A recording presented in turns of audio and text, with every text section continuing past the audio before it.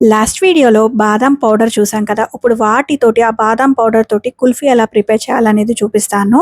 చాలా చాలా బాగుంటుంది. ఇప్పుడు ఒక 2 teaspoons of corn flour తీసుకున్నాను. తర్వాత ఇక్కడ బాదాం పౌడర్ ప్రిపేర్ చేసుకుందుంది కదా మనము, అది కూడా ఒక 3 టేబుల్ స్పూన్స్ వేసుకోండి. మంచిగా ఏసుకోవాలి.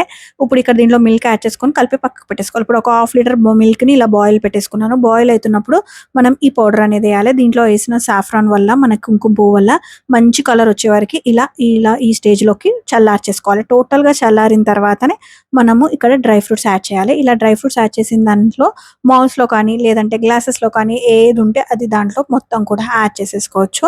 అంతే, దీన్ని ఫ్రీజర్‌లో పెట్టేసేయాలి. 6-7 అవర్స్ వరకు ఫ్రీజర్ అయ్యవ్వాలి. తర్వాత మిగిలింది గ్లాస్‌లో కూడా యాడ్ చేసేసి ఇలా ఒక వ్రాప్ లాగా పెట్టేసి పైనుంచి ఒక పుల్ల పెట్టేస్తే సరిపోతుంది. అంతే, 7 అవర్స్ తర్వాత ఒక గ్లాస్‌లో డిప్ చేసి తీశారంటే ఈజీగా వచ్చేస్తాయి. చాలా చాలా టేస్టీగా ఉంటుంది. మంచి రిఫ్రెషింగ్ బాదాం మిల్కే కాకుండా ఇలా కుల్ఫీ కూడా చాలా చాలా బాగుంటుంది. వీడియో కనుక నచ్చినట్టయితే లైక్ చేయండి. Subscribe DV recipes.